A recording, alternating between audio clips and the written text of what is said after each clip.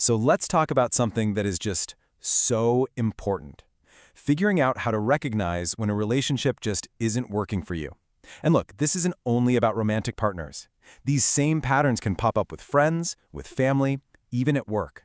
This is all about getting clear and learning to trust that little voice inside. You know that fluttery feeling you get in your stomach? We've all been there.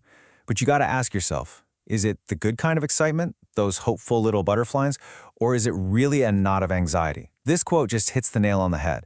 That feeling of unease, that sense that you're constantly walking on eggshells, well, that's your body sending you a massive warning signal. So, let's just start with the single most powerful question you can ask. Seriously, forget what you think you should feel or what they say you should feel. Just for a second, check in with yourself. How do you actually feel when you're around them, or even when you're just thinking about seeing them? Your feelings? That's the real data right there. It's the most important piece of the puzzle. You know, it's really helpful to remember that relationships aren't just good or bad. It's not that black and white. They actually exist on a spectrum. And understanding this framework can help us get some much-needed perspective and see things a whole lot more clearly. Okay, so on one end of the spectrum, we've got the goal, right? The gold standard, a healthy relationship. This is our North Star. It's where you feel secure, you feel seen, and you feel totally supported to be your best self. It's a real partnership of equals. Then, somewhere in the middle, you find unhealthy relationships. And the key word here is patterns. We're not talking about one bad day or a single fight. It's a cycle, a recurring thing. And here's the crucial part. Things can get better, but only, and I mean only, if both people are actually willing to do the work. It has to be a two-way street. And then, on the far end of that spectrum, you have an abusive relationship. Let's be really clear here. This is all about power and control. One person is systematically dominating the other using fear, harm, or intimidation. And in these situations, your safety is without a doubt the #1 priority. So instead of trying to find that one single giant movie-style red flag, it's way more helpful to look for patterns. Clusters of behaviors that, when you put them together, show you there's a really toxic dynamic at play. Let's break down what some of those key patterns look like. This first one is one of the most common and honestly one of the most damaging. It's all about one person trying to manage, dictate, and limit the other person's life, and in doing so, they slowly cut them off from all their friends and family, their whole support system. So what does this actually look like day to day? Well, it can be pretty subtle at first. Maybe they just question why you're going out with your friends again. Or it can be more obvious, like demanding to read your texts. It can even be about money, controlling the finances to make you totally dependent. But the goal, whether they admit it or not, is always the same, to make them the absolute center of your universe. All right, this next pattern is what creates that feeling of total chaos. This is the kind of relationship that feels like a non-stop roller coaster. You never quite know what version of them you're going to get, and that constant state of uncertainty is it's exhausting.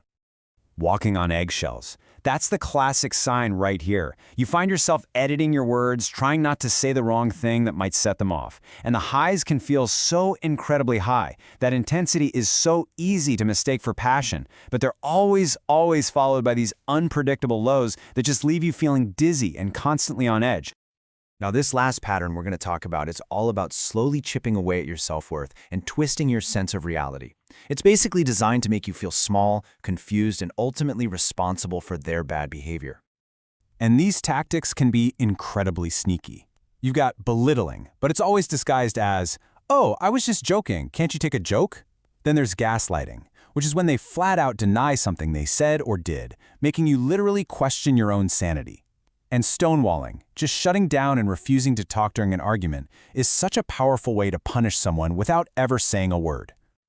Okay, we've gone through a lot of the tough stuff, but it is just as important to know what you're aiming for. So, let's flip the script. What does a genuinely healthy, supportive relationship actually feel like? Let's paint a picture of our North Star. This right here, this is basically the checklist for a healthy connection. And look, it's not about being perfect all the time, but it is about these core ingredients being there. It means you can have your own life, your own friends, your own hobbies, and they cheer you on for it. You can disagree, and it doesn't have to turn into a world-ending fight.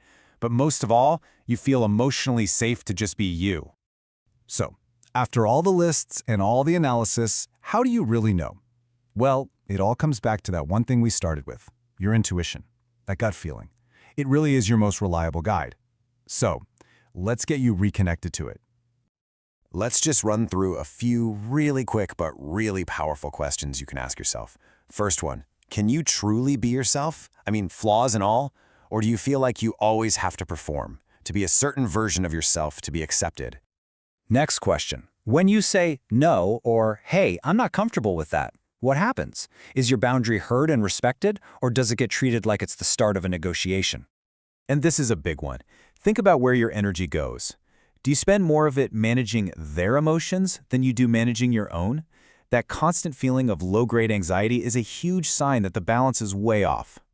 And finally, at the end of the day, what's the net effect? The right relationships, they build you up. They make you feel more capable, more confident, more like yourself. The wrong ones, well, they do the exact opposite. They slowly chip away at who you are. And we'll end on this, because it's the perfect final gut check. If you are afraid to voice a real concern, or ask for something you need, or set a boundary because you genuinely think the relationship is too fragile to handle it, well, that's it. You already have your answer. A truly healthy connection is not afraid of a real conversation. So trust that feeling. It knows what's up.